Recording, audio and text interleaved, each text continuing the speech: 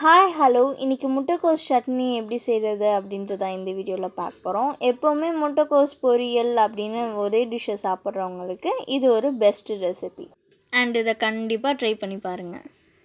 First கடாயில் எண்ணெய் சேர்த்துட்டு அது நல்லா ஹீட் பண்ண விட்டுருங்க. ஹீட் ஆனோன்னையும் இதில் நம்ம முட்டைக்கோஸ் சேர்த்துடலாம். 1 கப் அளவுக்கு இன்றைக்கி நான் முட்டைக்கோஸ் எடுத்துருக்கேன். ஸோ முட்டைக்கோஸ் எண்ணெயோடு சேர்ந்து நல்லா இதை வதங்க விட்டுருங்க. இது ஒரு 4லேருந்து 5 நிமிஷம் வரைக்கும் நல்லா வதங்கணும். அதாவது முட்டைக்கோஸோட அளவு லைட்டாக குறைஞ்சி அதுக்கப்புறம் நல்லா வெந்து இருக்கணும்.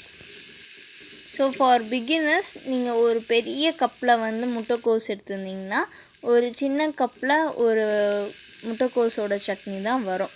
ஸோ அளவு பார்த்து எடுத்துக்கோங்க. இப்போ முட்டைக்கோஸை நான் நல்லா வதக்கிட்டேன்.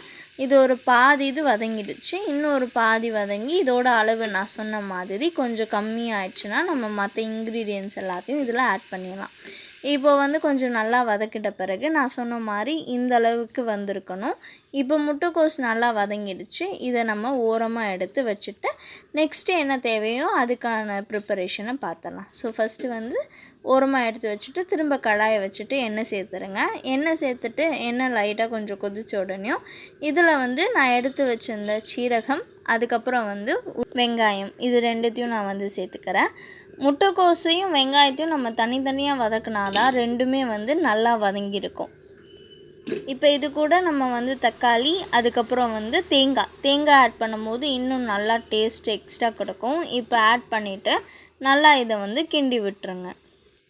நான் ஏற்கனவே பண்ண குடமிளகா சட்னியும் இதுதான் சொல்லியிருப்பேன். லைக் ரெண்டுத்தையும் நம்ம தனித்தனியாக வதக்கணும். இல்லை ஒன்றா வதக்கணும் அப்படின்னா லாஸ்ட்டாக ஒரு தடவை எண்ணெய் சேர்த்து திரும்ப சட்னியும் கொஞ்சம் கொதிக்க விடணும் அப்படின்ற மாதிரி சொல்லியிருப்பேன். ஸோ அதே இதுதான் இங்கே. இதை நான் தனியாக செஞ்சு காமிச்சிருக்கேன்.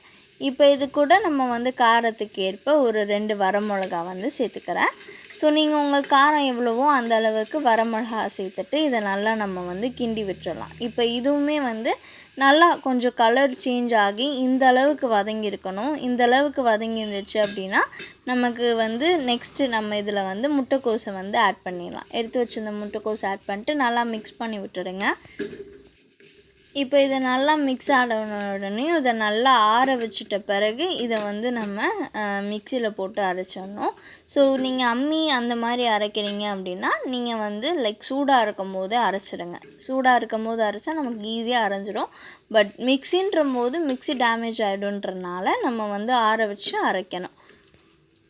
ஸோ பிகினர்ஸ் இந்த விஷயத்தை கேர்ஃபுல்லாக இருந்துக்கோங்க. இப்போ இதை நல்லா வதங்கின பிறகு இதை நம்ம ஆற வச்சு மிக்சியில் சேர்த்து அரைச்சிடணும். ஸோ இது கூட நான் கல்லுப்பு சேர்க்க மறந்துட்டேன். இப்போ இதை சேர்த்து நல்லா வதக்கி விட்டு எடுத்துக்கிறேன்.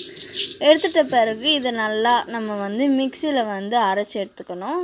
மோஸ்ட்லி முட்டைக்கோஸ் சட்னி கெட்டியாக இருந்தால் தான் நல்லா டேஸ்ட்டாக இருக்கும். தண்ணியாகவும் இருக்கலாம். பட் கெட்டியாக சேர்த்து அரைச்சோன்னா எக்ஸ்ட்ரா டேஸ்ட்டாக இருக்கும்.